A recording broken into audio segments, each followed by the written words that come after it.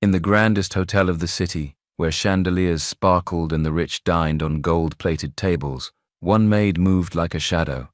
At midnight, when no one was watching, she stole leftover food from the restaurant. But when her wealthy boss secretly followed her, what he discovered that night did not just break his heart, it changed his life forever. Stay with us till the end of this story and don't forget to like, share, and subscribe for more life-changing tales. In the heart of the city stood a giant of glass and steel. People called it the Royal Grand. By day, its tall windows reflected the clouds. By night, it glowed like a jewel. Cars rolled up in silent lines, engines purring, doors opening to men in suits and women in long, shimmering dresses. Bellmen rushed forward, doormen smiled. The lobby floor was polished clean, you could see your face in it.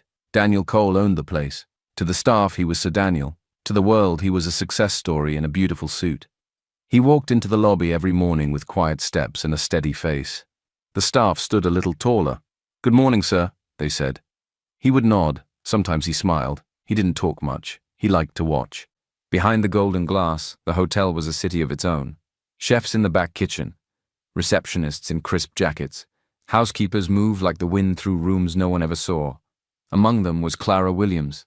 Clara worked in the laundry by day and cleaned the banquet hall by night. When she crossed the back corridors in her plain uniform and rubber shoes, no one watched, no one listened. She knew how to be small. She knew how to be quick. She knew how to finish a task before anyone thought to ask for it. And at night, when the guests slept and the lights dimmed, the hotel grew quiet. So quiet the hum of the fridges in the staff kitchen sounded like a distant song. That was when she moved. Not boldly, not loudly, like a shadow that knew the path. She waited until the banquet hall was empty, the last guest gone, the last glass cleared. She stood by the service door, listening. Then she slipped into the restaurant's back area. She didn't touch what was set aside. She didn't ask the chef for anything. She didn't stand in the light. She went to the tray with the leftovers. Half pans of jollof, chicken thighs that never made it out, bread rolls no one would miss. Her hands were steady. Her heart was not. She took a little, not much. Enough to matter. Enough to feed hungry mouths waiting somewhere the light did not reach. She wrapped it in clean liners.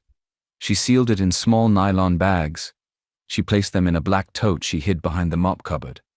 Then she wiped the counter twice, like she always did, and slipped out, the bag tucked close to her body. She thought no one saw her. But someone did. From the shadow of the lobby balcony, a man stood very still, one hand on the cool glass, watching the small figure move along the staff corridor. A man in a dark suit, wearing a face people admired, a face that didn't show much.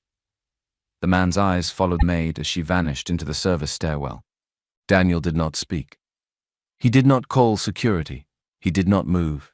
He closed his eyes, just for a second, and saw a different night, another place, another time, when a gentle woman in a cotton dress had pressed a bowl into a pair of small, shivering hands at their back door and whispered, "Eat, my dear. No one goes hungry from my house." He had been a boy then, standing behind his mother, the late Mrs. Grace Cole, whose hands smelled like soap and fresh bread, whose eyes always searched for the ones no one else could see. His father had hated it. "Grace," his father had said, his voice tight with annoyance, "we are not a charity." His mother had only smiled, tired but warm. "True wealth," she had said softly, "is not in what you keep, but in what you give." The memory slipped away. The lobby returned, the glass and the gold, the elevator humming, and down in the staff corridor a maid named Clara moved like a shadow with a secret. Daniel watched the door close behind her. He stood very still. Then he turned and walked. Not fast, not slow, but with a heaviness in his chest he could not name. Tonight he would not sleep early. Tonight he would wait. The banquet lights were out. The staff corridor seemed longer when it was late. Clara kept her head down. She knew the camera angles by feel, knew which ones were fuzzy, which corners were blind. She had never been caught. She never intended to be.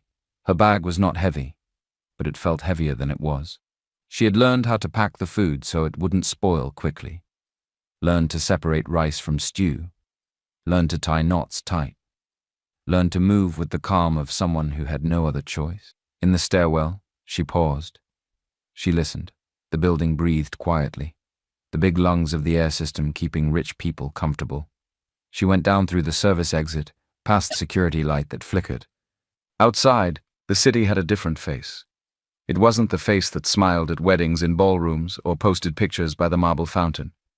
It was the face that lived in dark corners, in narrow roads, in rooms with too many people and too few beds. Clara pulled her scarf tighter and walked. Back in the hotel, Daniel stood in the staff control room with the night supervisor, a man who spoke too much in the daytime and not at all at night. "Run the camera feeds," Daniel said quietly. The supervisor blinked. "Sir?" "Service stairwell, rear exit." The man nodded, nervous fingers on the keyboard. Grainy footage came to life on the screen. The maid's figure slipped past, nearly invisible in the dim light. "Zoom," Daniel said. The image grew. A small face, tired eyes, a small bag close to her body. If it was precious. "Do you want me to call?" the supervisor began. "No," Daniel said. "Log this as a routine check." "Sir?" "Routine," Daniel repeated, his voice thinner than usual. When the supervisor left, Daniel kept looking at the screen. Then he turned to the window, to the city lights beyond the glass, scattered like pieces of fallen stars. He thought of his father again.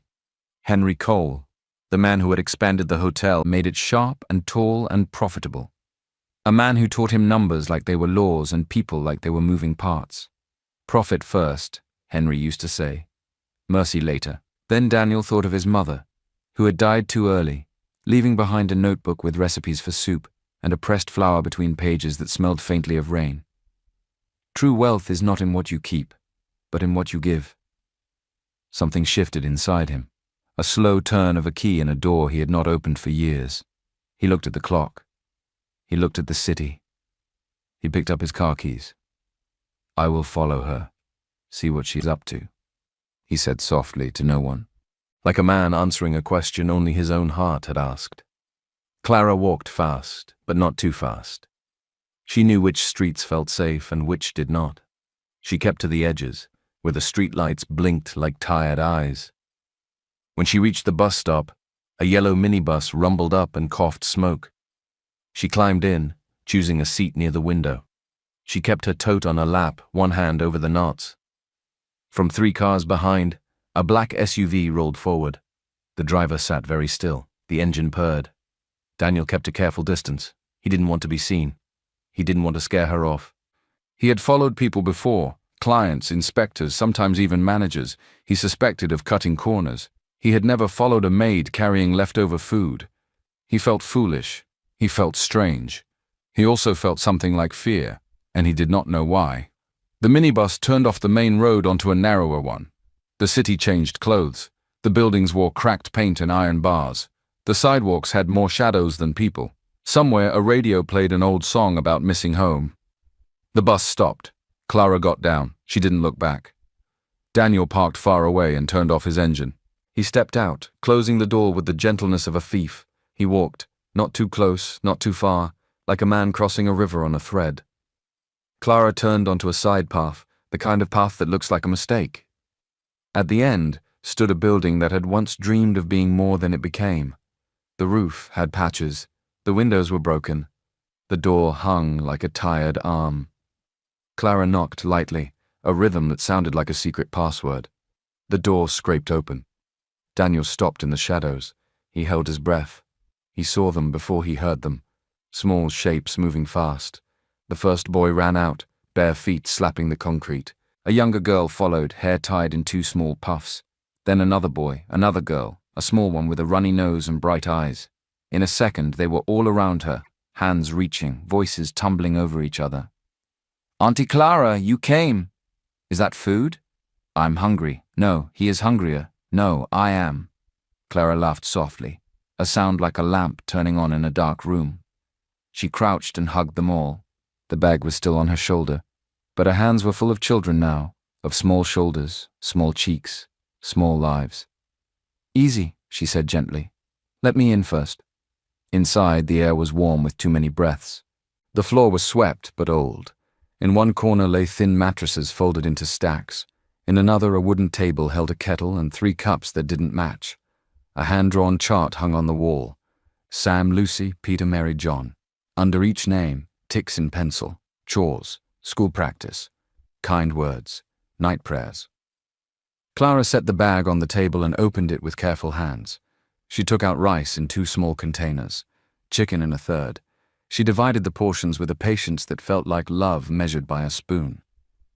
"1 person at a time," she said softly. "Please." They came one by one, clutching plates, trying not to smile too widely. "Me first?" "No, Peter, you went first yesterday." "Mary, wait. Ladies first." "John, say thank you." "Thank you, Aunt Clara." The smell of food filled the room, a small miracle. The children sat on the floor in a circle. They ate like it was a game and a prayer at once. Clara did not take a plate. She watched them, kneeling near the smallest boy whose hands shook when he lifted his spoon. She steadied his wrist. She wiped her chin. She smiled. From the broken window in the shadow outside, Daniel saw everything. He saw how she did not eat. He saw how she watched and waited, making sure there was joy before there was any thought of herself. He stepped back. He felt a heat behind his eyes that he had not allowed in years. He remembered a night when he had been 14 and wanted to run away from home because his father had shouted at his mother for giving a sack of rice to a family whose father had lost his job. He had packed a small bag with a toothbrush and a t-shirt. His mother had found him in the hallway, the bag in his hand, anger in his chest like fire. "Where will you go?" she'd asked gently. "Away," he had said, not knowing what that meant. "If he can speak to you like that." She had touched his face. "Daniel, don't run from hardness. Bring softness to it." "How?" he'd said. "By being the softness," she had answered. He had not understood then. He thought softness was weakness. He became sharp. He became strong. He built a hotel with corners you could cut your hand on. He kept his heart like a private room no one could check into. Now, in the shadow outside a broken building, watching a maid he barely knew refuse food so 5 hungry children could eat, he understood a little more. Softness, he saw, could be a kind of strength that did not shout, a kind that lifted other people and forgot to count the cost. He closed his eyes. He breathed out. He whispered to the night, not sure who was listening. "Thank you," he said, and wasn't sure whether he meant it for his mother, for Clara, or for something older than both. When the children had finished, Clara gathered the plates and washed them in a small plastic bowl with water she had boiled earlier and left to cool. She set the plates to drain by the window. The smallest boy tugged at her skirt. "Story?" he asked, eyes bright. "Just a short one," she said. They sat in a circle on the old rug. She told them about a bird that built a nest in a storm and how the wind tried to steal it but couldn't, because the bird used not just twigs but hope.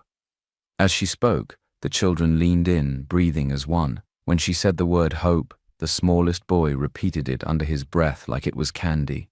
Outside, Daniel stayed where he was, unwilling to break the spell he did not understand, like a man who had wandered into a church he never meant to enter and found that silence had a shape. When the story ended, the children yawned like flowers closing. Clara tucked them in, 2 to a mattress, 1 curled small between. She checked their foreheads with the back of her hand. She adjusted a blanket. She turned off the single bulb and left the door half open. Only then did she sit on the floor by the window, back against the wall, closing her eyes for a moment. Daniel almost turned away. Then he saw it. Her hands. They were shaking. Not with fear, with exhaustion. He took a step forward without meaning to, then stopped, remembering he did not belong to this room, to this night, to this kind of goodness. Clara opened her eyes and looked at the names on the chart. She traced the letters with her finger. "Sam," she whispered, "you must stop stealing Lucy's pencil." "Lucy," she said softly, "tomorrow we will fix your hair better." "Peter, you will read the 2nd page. Mary, we will find you shoes." "John," her voice broke, "John, you will not cough like this again, I promise." Promises are heavy. She lifted them anyway. She reached for her bag. She checked it once more. A small bread roll remained. She smiled. She broke it in two. She ate half slowly, thinking no one saw. She wrapped the other half again and tucked it into a plastic bag for the morning, for a child who would say the word hope like it was breakfast. Outside, Daniel let out a breath he didn't know he was holding. It fogged in the cool air and faded. He stepped back into the shadows and walked away. He did not sleep that night. He lay in his penthouse under a ceiling that had never looked so white and so far away. He saw his mother's hands. He saw Clara's hands. He saw 5 small mouths and a bread roll broken in silence. He turned on his side. He turned on his other side. He watched the clock climb toward morning like a man who had made a choice and was waiting to see it clearly. Morning came like it always did, but it felt different. Clara woke the children early. She warmed water. She washed faces and necks with a soft cloth. She brushed her teeth with tiny brushes she had bought in a market stall, proud of the colors even though they were cheap. She braided Lucy's hair again. She made sure Sam's shirt had all its buttons. She kissed Mary's forehead where a small scar drew a pale line. She lifted John, who coughed, and hummed until the cough calmed. At the hotel, the lobby staff practiced their smiles in the mirror. The breakfast buffet was arranged like a parade. The coffee was dark and kind to no one who spilled it. Daniel stood by his office window and looked down at the city. He did not see cars or people. He saw a chart with 5 names written in pencil. He called HR. They entered, a man and a woman who had learned to read his silence. "Sir, sit," he said. He spoke quietly. "Effective immediately. Raise the base pay for all junior staff, cleaning, laundry, kitchen helpers, and night porters. Everything below level 3. They blinked. "Sir, budgets. Rebalance them," he said. "Remove the nonsense line items we never needed." They shifted in their seats. "And," he said, "every shift must have food allocated for staff. Good food, not scraps." The HR manager hesitated. "Sir, about waste policies." Daniel turned his head slowly. "Good food," he repeated, "not scraps." They nodded like people in church. When they left, he sat alone. He wanted coffee. He poured tea instead. The steam rose in gentle spins. He remembered his mother's kitchen, smaller than any hotel pantry, full of noise and smell and warmth. He had once told her he would build her a kitchen as big as a ballroom. She had laughed and said, "1 pot, my son. If it is full, it is enough." He drank the tea. It did not taste like power. It tasted like a door opening. Clara moved through the banquet hall like a quiet song. She wiped the last table and stacked the chairs. She kept her eyes on her hands. She did not steal today, not because she did not want to, because she was afraid. Last night had been too smooth. Good nights make future risks feel larger. She would try to ask next time. She had tried to ask before. No one listened. Words felt more dangerous than hands. "Clara," a voice said. She turned. The head chef stood there, his face somewhere between stern and thoughtful. "The boss wants to see you," he said. Her mouth went dry. "Sir Daniel?" He nodded. His office. Now. Her heart did a small wrong thing in her chest, like a bird hitting a window. She wiped her palms on her apron and walked toward the elevator. The ride up felt like a climb into the sky. When the doors opened, the carpet was softer. The air smelled like quiet. Daniel's assistant looked up. "Go in," she said gently, and there was something in her tone that made Clara feel both seen and very small. Clara stepped into the office. The windows were grand. The city looked like a painting. Daniel stood beside his desk, sleeves pushed back, eyes steady. "Good morning," he said. "Good morning, sir," Clara whispered. "Please," he said, gesturing. "Sit." She sat on the edge of the chair. Her hands sat in her lap. He did not speak at once. He looked at her like a man reading a page he didn't want to damage with his fingers. "Clara," he said finally, and her name in his voice sounded gentler than she expected. "Last night I followed you." She went cold. Her fingers clenched against each other. She stared at the floor. "I saw you take—" He paused and changed the word. "I saw you carry food. I saw where you went. I saw the children."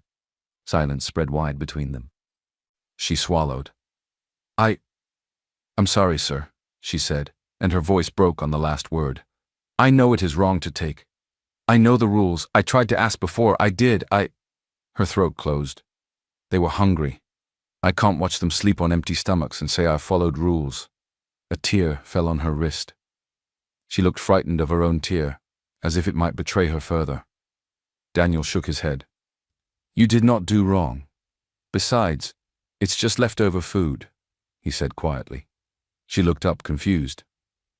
You fed children, he said, as if that explained everything.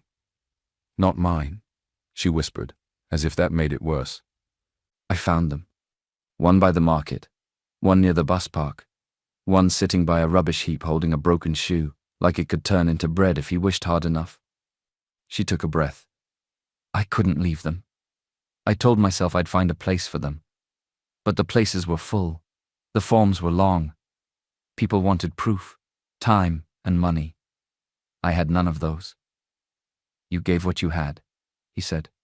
Not enough, she said, shaking her head. Never enough. For a moment, the office disappeared. Daniel was a boy again in a kitchen that smelled like onions and a night breeze, watching his mother fold bread into a cloth for someone who didn't ask for it. Clara, he said. I won't punish you. She stared at him like he had spoken in a language she did not know. I won't, he repeated. There will be no suspension, no warning letter. He took a breath.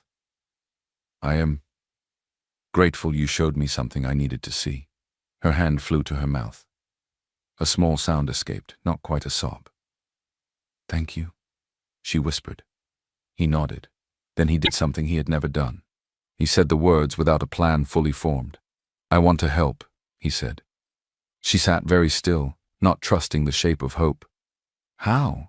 She asked, cautious, like a person reaching toward light and expecting it to burn. He has not answered yet. He looked out at the city and saw 5 names written in pencil. He turned back. First, he said, you will not need to hide food. From today, the hotel will provide proper meals for staff on each shift. If there is extra, it will be organized, not stolen. You will not have to steal what you intend to give. Her shoulders dropped a little, as if a weight had moved. Second, he continued, we will find a better place for the children to live, a safe place, clean beds, water, light. She stared, trying to see if this was one of those dreams that looked like the world, but felt warmer. Third, he said softly, I would like to see them, if you allow me. That was when she broke, not with sound, with relief, with a quiet that hurt. She nodded once, twice, quickly, like a person learning to breathe again. Thank you, she said, afraid of saying more, because more would fall out of her eyes and onto her hands.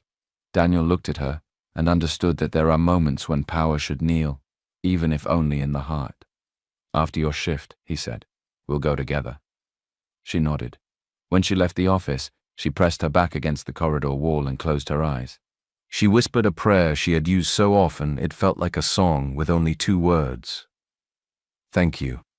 Inside, Daniel stood alone, his mother's voice alive in a room that had never held her. True wealth is not in what you keep, but in what you give. He said the words aloud, softly, to make them real. The evening air was heavy with dust and the smell of roasted corn from a roadside stall. Clara walked fast, her steps nervous. She wasn't alone this time. Beside her walked Daniel, in a simple shirt without his suit jacket, looking like any other man on the street. Except he wasn't. She clutched her tote bag tighter, her eyes low. She kept thinking, what if they laugh? What if he regrets this? When they turned into the narrow path, the children's laughter floated through the broken window of the orphan home. Clara's heart jumped. She stopped. Sir, please, don't judge them by the place, she said quickly. They're good children, they just... Her words stuck in her throat. Daniel's voice was calm. Clara. I'm here to see them, that's all. She nodded, breathing slowly, and pushed the door open. Inside, 5 small faces turned, surprised. Then in a heartbeat, they ran to her. Mama Clara, you're back. Is there food? Daniel stood at the doorway watching. He had stood in many rooms filled with laughter, but none felt this alive. Clara bent down, hugging each child. Then she straightened and said softly, This is Mr. Daniel. He's my boss." The children stared. Sam, the eldest at 10, stepped forward bravely. "Good evening, sir." His voice was small but steady. Daniel smiled, bending slightly to meet his eyes. "Good evening, Sam." The others followed. Lucy curtsied shyly. Peter waved. Mary hid behind Clara's skirt. Little John coughed and clung to her hand. Daniel's heart tightened at the sound of the cough, but he only nodded gently. "I'm glad to meet you all." After the children ate, Clara told them to sit quietly. She wanted them to behave well, to show respect. Daniel sat on an old wooden chair. Clara stood, twisting her hands. "I didn't plan for this life," she began softly. "I came to the city to work. I thought I would save some money. I thought maybe one day I would go back to my village with something in my hands." Her eyes moved to the children. "But then I saw them, one by one. Sam was at the market. He had not eaten for 2 days. Lucy was on the roadside crying after her mother never came back. Peter was sitting by a dustbin, holding a bottle as if it were a treasure. Mary was abandoned near the bus stop, wrapped in a cloth. John was a baby left at the church steps. I couldn't walk past them. I couldn't." Her voice shook. "I took them. I told myself I'd just help for a while, but then I couldn't let go." The children listened quietly. Daniel watched her, the strength in her breaking voice, the tiredness in her eyes. He had seen people manage empires with less courage. "You gave them a family," he said softly. She shook her head. "I only gave them scraps." Daniel's voice grew firm. "No, Clara. You gave them love." That night, as Daniel drove back, he couldn't stop thinking about the little cough in John's chest, the cracked wall behind Lucy's bed, the way Clara had divided food like a soldier rationing life. At the hotel, he called his lawyer. "I need papers drawn up tomorrow," he said. "What kind of papers, sir?" "Lease for a house, furnishings, and school enrollment for 5 children." The lawyer paused. "Is this for charity?"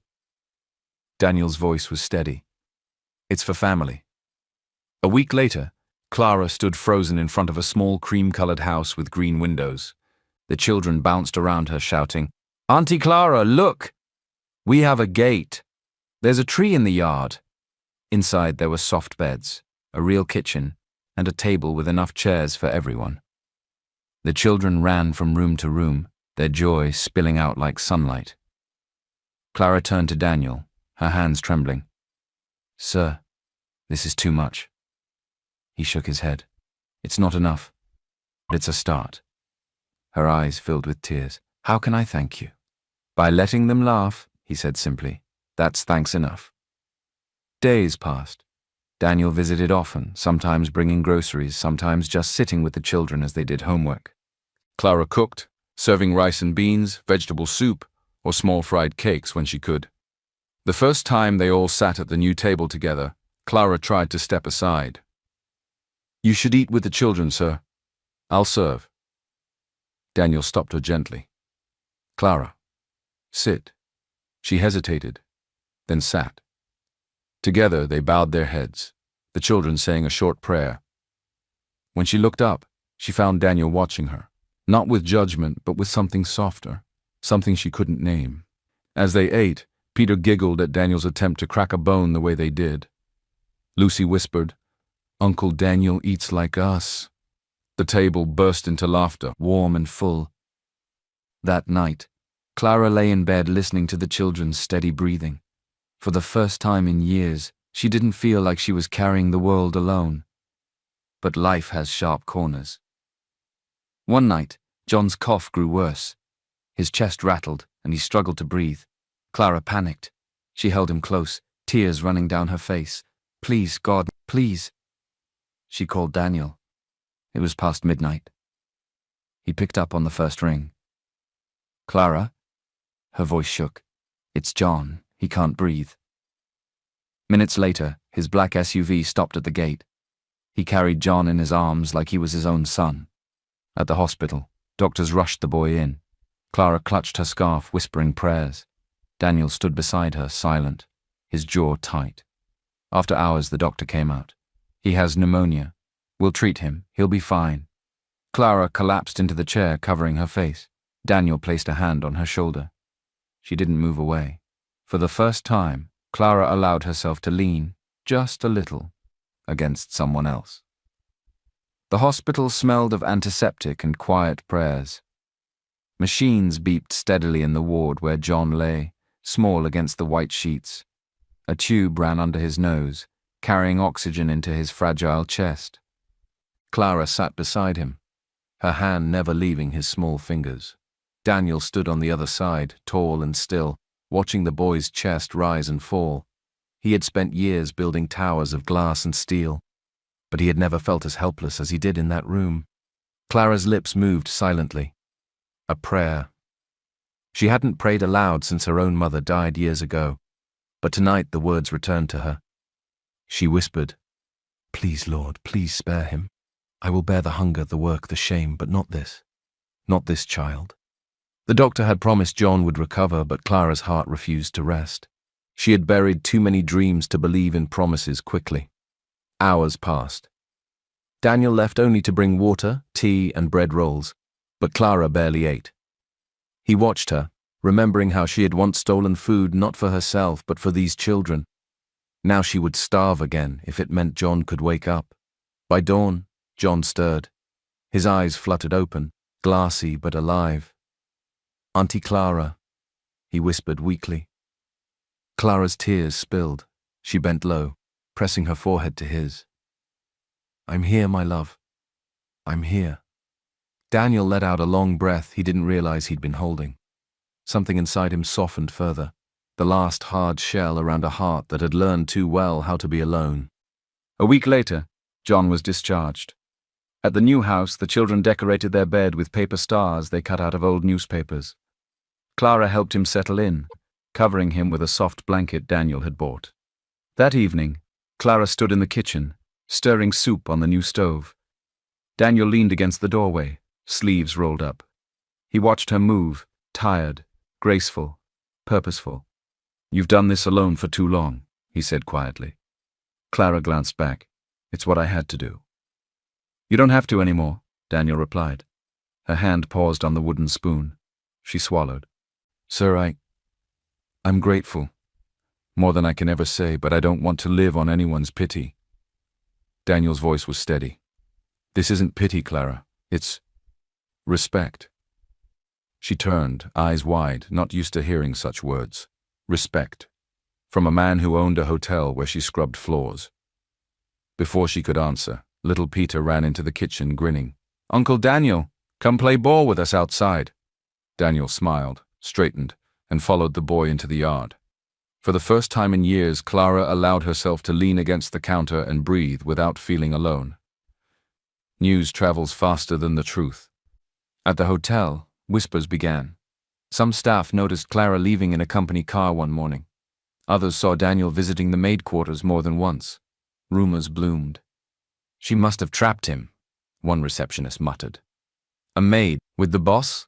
a bellboy scoffed. "She's lucky. Men like him don't look at women like us," a housekeeper whispered, half envious, half resentful. Clara heard the whispers. They clung to her like dust she couldn't shake. When she walked through the corridors, she kept her eyes low. Shame burned her cheeks. She wanted to disappear. One evening she found the courage to speak. She knocked gently on Daniel's office door. He looked up from his desk. "Clara?" Her voice was tight. "Sir, people are talking. About you. About me." Daniel leaned back, his expression unreadable. "And? They say I'm using you," Clara whispered. "That I stole more than food. That I—" Her voice cracked. Daniel stood, walked around the desk, and stopped in front of her. His voice was low but firm. "Clara, look at me." She hesitated, then lifted her eyes. "Let them talk," he said. "They don't know you. They don't know me. They don't know those children. We know the truth. That is enough." Her lips trembled. "But you could lose respect, sir." "Your reputation?" Daniel shook his head. "Clara, I've had respect for years. It never filled my heart. What fills me now is watching Sam do his homework at the new table, or Lucy sing, or John smile after being sick. That's respect enough. Tears blurred her vision. For the first time, she saw in his eyes not just kindness, but something stronger, something she was afraid to name. Days grew into weeks. The new house began to feel like home. Clara planted small flowers by the front step. The children learned to ride the bicycles Daniel had bought. Evenings were filled with the smell of food, laughter, and soft prayers before bed. Daniel came often. Sometimes with groceries, sometimes with books for the children, sometimes with nothing but his presence. He sat with them on the floor, played games, helped with math problems he had long forgotten, and listened to Clara's stories about the orphans' first days. One night after dinner, when the children had gone to bed, Clara poured tea into 2 cups. They sat on the veranda, the moonlight washing the yard in silver. Daniel sipped quietly, then said, "I never told you about my mother." Clara glanced at him. His tone was softer than usual. "She was kind," he said. "Too kind, my father thought. She gave food to strangers, money to widows, and time to everyone. He hated it, said she was weak, but He paused. "I thought she was the strongest person I've ever known. When she died, I promised myself I would be strong like my father. I built walls. I thought money would protect me. But it only made me lonely." Clara listened, her hands curled around her cup. "And then I saw you," Daniel continued, voice low, "taking scraps for children that weren't even yours, watching them eat while you stayed hungry. In that moment, I saw my mother again. I saw the strength I had forgotten." Clara's throat tightened. "Sir, I'm not strong. I was desperate, that's all." Daniel shook his head. "No, Clara. Desperation doesn't raise 5 children who aren't your own. Love does." The night grew quiet. The only sound was the crickets. Clara looked away, afraid he might see the warmth rising in her chest. The children's school held an open day weeks later. Clara dressed them neatly in uniforms. They ran about, laughing with other children, showing their books proudly. Daniel stood beside Clara, watching, his hands in his pockets. Parents glanced at them, some whispering, some smiling. As they walked home, Lucy ran ahead and shouted, "Uncle Daniel, will you always come to our school days?" Daniel smiled. "As long as you'll have me." The children cheered. Clara's eyes stung. That night, after the children slept, Daniel asked Clara to walk with him. They strolled through the small yard. The moon hung above them, quiet and whole. Daniel stopped. He faced her, his eyes steady. "Clara," he said softly, "I've watched you give everything, even when you had nothing. I've watched you turn scraps into life for 5 children, and I've watched my own heart change because of you." Clara's breath caught. "Sir," he took her hands gently. "Don't call me sir anymore. Call me Daniel." She hesitated, then whispered, "Daniel." He smiled faintly. "Clara, I don't want to help you from a distance. I want to walk beside you. I want to be part of this family, your family. If you'll let me." Tears spilled from her eyes. "But I'm only a maid. I have nothing." Daniel shook his head firmly. "You have everything that matters. Love, strength, a heart that gives. That's what I've been searching for all my life." She tried to speak, but the words tangled in her throat. Instead, she nodded, tears flowing freely. From the doorway, Sam's small voice broke the silence. "Auntie Clara? Uncle Daniel? Are you crying?" They turned. The children were gathered, sleepy but curious. Daniel knelt, opening his arms. "I was just asking your aunt something very important," he said gently. "I want to be part of your family, if you'll have me." Sam looked at Lucy. Lucy looked at Peter. Mary clutched John's hand. Then in a rush, they ran forward, wrapping their arms around both Daniel and Clara. "Yes!" Lucy shouted. "You can be our family!" Peter cried. John coughed, then whispered, "Uncle Daddy." Clara laughed through her tears, holding them close. Daniel's heart swelled, fuller than it had ever been. That night, the little house was filled not just with laughter, but with something deeper, a new beginning. Closing moral. Sometimes the greatest wealth is not found in tall buildings or shiny cars. It is found in the quiet love of a woman who gives, in the small arms of children who trust, and in the heart of a man who finally learns that true strength is kindness. Clara thought she was stealing scraps, but what she gave was a feast, and in return, she found a family.